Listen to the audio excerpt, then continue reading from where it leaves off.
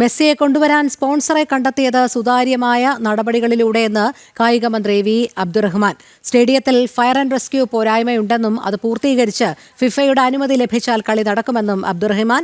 കലൂർ സ്റ്റേഡിയത്തിന്റെ കാര്യത്തിൽ GCDA കൃത്യമായ മറുപടി പറഞ്ഞിട്ടുണ്ടെന്നും മന്ത്രിയുടെ മറുപടി.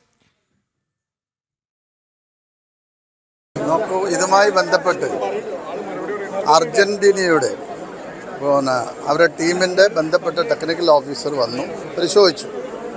20 ദിവസം മുമ്പെങ്കിലും നമുക്ക് കൊടുക്കണമായിരുന്നു. നമ്മുടെ പരിശോധനയിലാണ് അവിടെ ഫയർ അടക്കമുള്ള സൗകര്യങ്ങളുടെ കുറവ് കണ്ടെത്തിയത്. മാത്രമല്ല അതിൽ സേഫ്റ്റി ആൻഡ് സെക്യൂരിറ്റി വളരെ പെട്ടെന്ന് തന്നെ അത് തീർക്കേണ്ടതുണ്ടായിരുന്നു. അപ്പോൾ അത് തീരുമെന്നാണ് നമ്മൾ പ്രതീക്ഷിച്ചത്. സമയത്തിന് ആ വർക്കുകൾ ഇപ്പോൾ പൂർത്തീകരിച്ച് നിങ്ങൾ കണ്ടല്ലോ. ഇപ്പോൾ കലൂർ സ്റ്റേഡിയത്തിൽ ഇത്രയും ആളുകൾ ജോലി ചെയ്യാണ്. ആ ജോലി പൂർത്തീകരിച്ചു കഴിഞ്ഞാൽ നമുക്ക് ഫിഫയുടെ അംഗീകാരം വാങ്ങിക്കഴിഞ്ഞാൽ നമുക്ക് കളി നടത്താം.